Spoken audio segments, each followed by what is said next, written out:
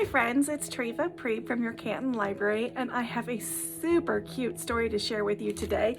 The title of my book is called Snail Mail. Do you even know what that is? Well, guess what? If you listen to this story, when I'm finished, you will. Enjoy! Snail Mail by Samantha Berger.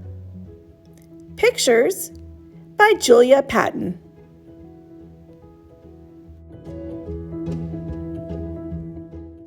A long, long time ago, but really not that long, before email and texting, clicking and sending, mail was delivered in a much different way. A much slower way. It was called snail mail.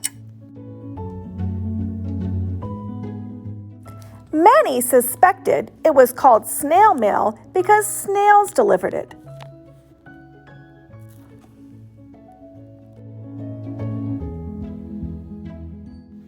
Snails like Dale Snail, Gale Snail, Colonel McHale Snail, and Umberto. Although it took much longer, everyone agreed that some things were just a little more special when they were delivered by snail mail. Things like birthday cards, notes to Santa, postcards, and love letters. One such letter was made by a girl who loved a boy.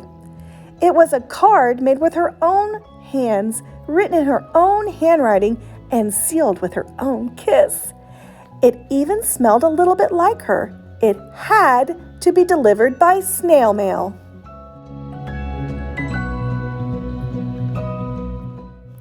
The letter had a long, long way to go.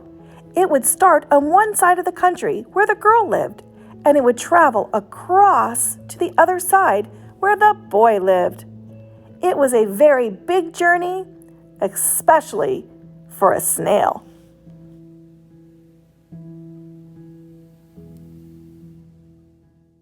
They knew it would be a challenge.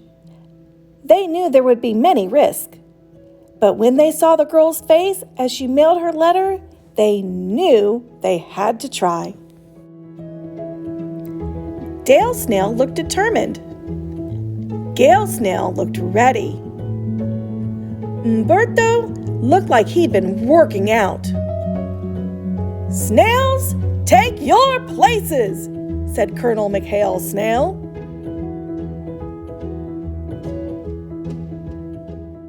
The four snails each slithered underneath a corner of the envelope and carefully lifted it up, barely. "On your marks, get set, go!" commanded Colonel McHale Snail. It was a slow-mo go. Slowly, slowly, slowly, they inched forward. "Remember the snail mail promise," said the colonel. "Neither rain, nor snow, nor heat, nor hail will stop a snail from bringing the mail."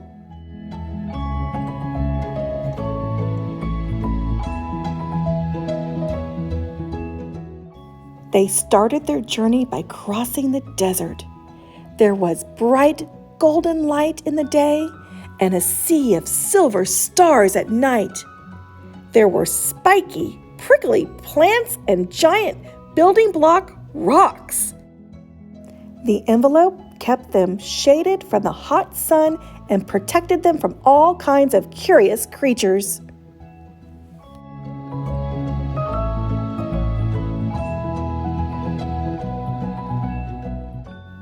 Steadily, they made their way through the red rock canyons with dripping sandcastles and rippling dunes.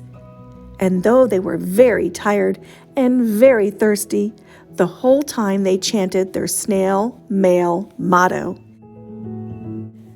"Neither snow, nor rain, nor heat, nor hail will stop a snail from bringing the mail."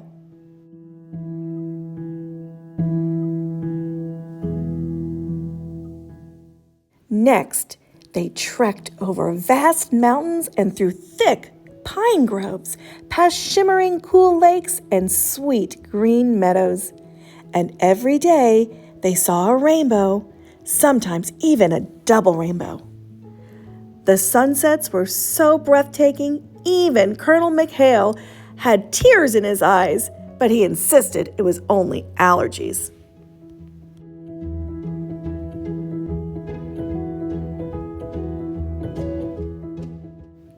And even though their progress was very slow, there was something special about slowing down to look around and notice.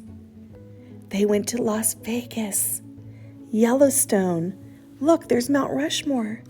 Jackson Hole, Slowpoke Lane. Wow, all the places. What an amazing place the country was.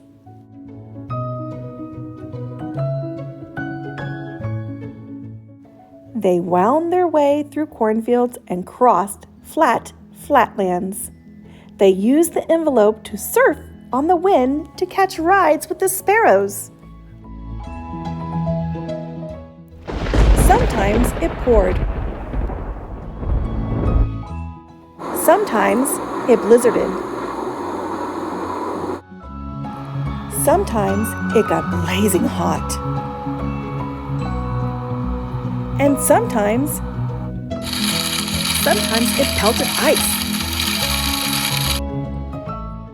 Sometimes it did all of those things in one day, but the snails were determined to deliver the mail. And finally, in a giant city, down a long, narrow street filled with numbers and letters and sounds and smells and honking and beeping, the snail mail found the boy.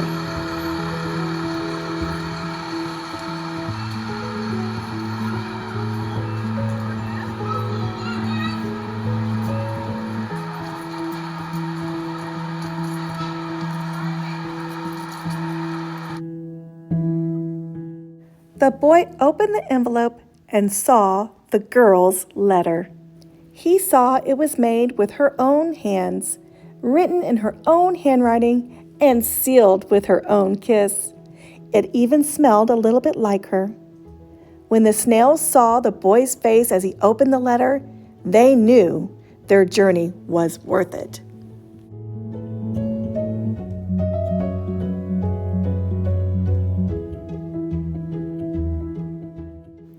And there was also a letter waiting for them. It was from the United States Snail Mail Office. It was written in fancy letters and sealed with a shiny seal. It even smelled official.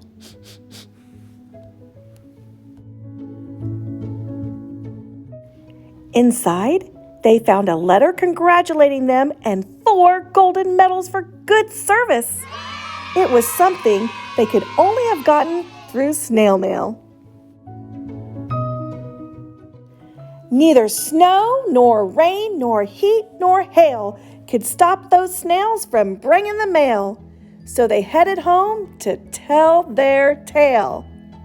Only not slowly at all, because snail mail finally got an airplane.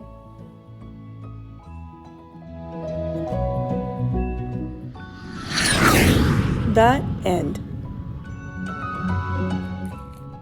So what did you think? Did you like the story? Have you ever sent a letter by snail mail, or are you an email kind of person? Or do you just text? Hey, I encourage you to send a letter through the mail. Now, we know it's not really a snail, but we can pretend it is, right? Okay, have a good one, and don't forget, Saturday mornings right here at your Canton Library, it's full of story time at 10:30 a.m. I sure hope to see you here. Have a great day. Thanks for joining me. Bye-bye.